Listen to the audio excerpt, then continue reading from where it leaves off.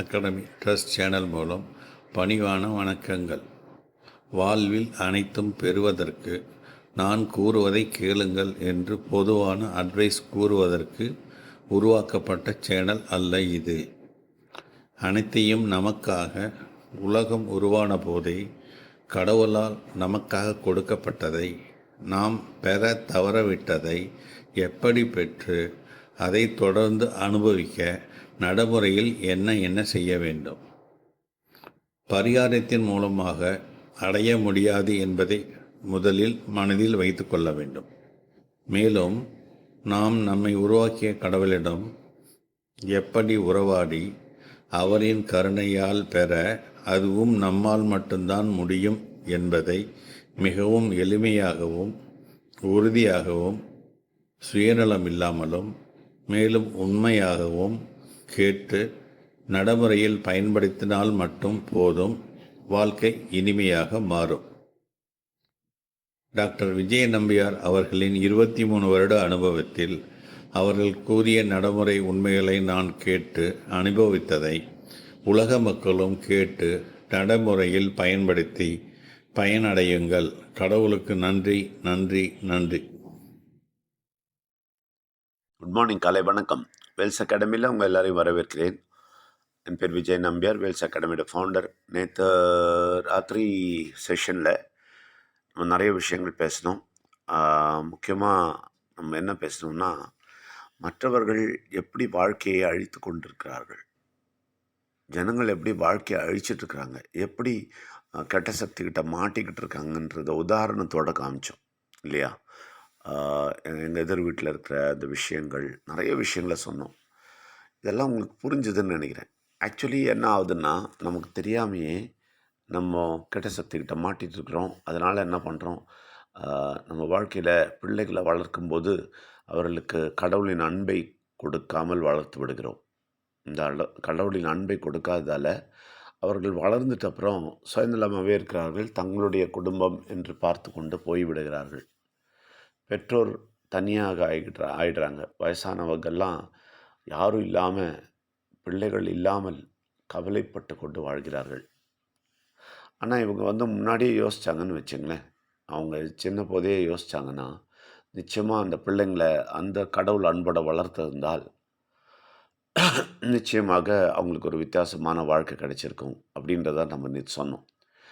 ரொம்ப ஆழமான விஷயம் இது. ரொம்ப நம்ம ஆழமாக நினச்சி பார்த்தா எவ்வளோ பெரிய உண்மைன்னு தெரியும். அதாவது அந்த கெட்ட சக்தி எப்படி அன்பை கெடுக்கிறான், எப்படி குடும்பத்தை பிரிக்கிறான், எப்படி சுயநலத்தை கொண்டு வருகிறான், எப்படி மனிதர்களை வேதனைப்படுத்துகிறான், இதெல்லாமே நீங்கள் பார்த்தீங்க. இதிலேருந்து தப்பிக்கணும். நம்ம நிச்சயமாகவே கடவுளுடைய உண்மையான பிள்ளைகளாக மாற வேண்டும். நிச்சயமாக நம்ம அப்படி ஆகும்போது நம்மளுடைய சந்ததியும் அதே போல் ஆகும். அப்படி ஆகும்போது என்ன ஆகும்னா, நீங்கள் நினச்சி பாருங்கள், அதே குடும்பத்தை நம்ம உதாரணமாக சொன்னோம். அதே குடும்பம் சின்ன வயசுலேயே பிள்ளைங்களை அன்புடன் வளர்த்திருந்தால், கடவுளின் அன்பை சொல்லிக் கொடுத்து வளர்த்திருந்தால், நிச்சயமாக அவர்களும் அவர்கள் மனைவியும் பிள்ளைகளும் எல்லாருமே அந்த வீட்டில் இருந்திருப்பாங்க. அற்புதமான ஒரு சந்தோஷமான வீடாக மாறியிருக்கும். இதுதான் பார்த்திங்கன்னா உலகத்தில் நிறைய வீட்டில் நடக்கிற சங்கதி. இது ஏன்னு நிறைய பேருக்கு புரிய மாட்டேங்குது. நிறைய பேர் என்ன பண்ணுறதுன்னு தெரில, பசங்கள்லாம் இப்படி ஆகிட்டாங்க அப்படின்னு சொல்கிறாங்க. பெரியவங்களாகிட்ட அப்புறம் அந்த பசங்க அப்படி ஆன உடனே பிள்ளைங்க இப்படி ஆகிட்டாங்கன்னு வருத்தப்படுறாங்க. ஆனால் அவங்களுக்கு தெரியாத ஒரு விஷயம் என்னென்னா, இந்த சின்ன வயசுலேயே கடவுளின் அன்பை கொடுத்து வளர்த்திருந்தால், மூட நம்பிக்கையில் அவங்கள மூழ்கடிக்காமல் உண்மையான கடவுளின் அன்பை சொல்லி கொடுத்து வளர்த்திருந்தால் நிச்சயமாக அந்த பிள்ளைகள் அப்படியா இருக்க மாட்டாங்க. நிறைய விஷயங்கள். இன்னொரு விஷயம், எல்லோரும் சொல்கிற விஷயம், இந்த பொண்ணு இந்த மாதிரி லவ் பண்ணி போயிட்டா, இல்லை பையன் லவ் பண்ணிட்டு போயிட்டான், நாங்கள் நினைக்கிற மாதிரி வாழ்க்கை அமையல, அந்த மாதிரிலாம் சொல்கிறாங்க இல்லையா? அது கூட நினச்சி பாருங்கள். அந்த பிள்ளைகளை கடவுள் பயத்துடன் நடத்தியிருந்தால் நிச்சயமாக இந்த மாதிரி நடக்காது. இதுதான் நம்ம முழுசாக தெரிஞ்சுக்க வேண்டிய விஷயம். இதுபோல் நம்ம வாழ்க்கையில் எல்லா விஷயத்துலேயும் இவன் தோற்கடிக்கிறான். ஆனால் நிச்சயமாக நாமும் நம்ம சம்பந்தத்தையும் தப்பிக்க முடியும். இந்த விஷயத்தை நல்லா தெரிஞ்சு கொண்டு பெரிய விதமாக நம்ம நடந்துட்டால் நம்ம புரிஞ்சுக்கிட்டு தெளிவாக நடந்துட்டால் நிச்சயமாக நம்ம சந்ததியை காப்பாற்றலாம், நம்மளும் சந்தோஷமாக இருக்கலாம் என்பதை சரியாக புரிந்து கொள்ள வேண்டும். இது நம்ம 20 வருஷம் ரிசர்ச்சோட எக்ஸ்பீரியன்ஸோட சொல்லிகிட்ருக்குறோம். 5, 6 பாஷையில் பேசிகிட்ருக்குறோம் இல்லைங்களா? அப்போ அது அதை உபயோகித்துக் கொள்ளுங்கள். அதாவது ராத்திரி 9லேருந்து 9:30 வரைக்கும் ஹிந்தியும், 9:30லேருந்து 10 மணி வரைக்கும் தமிழ்லையும் நம்ம சொல்லிகிட்ருக்குறோம்.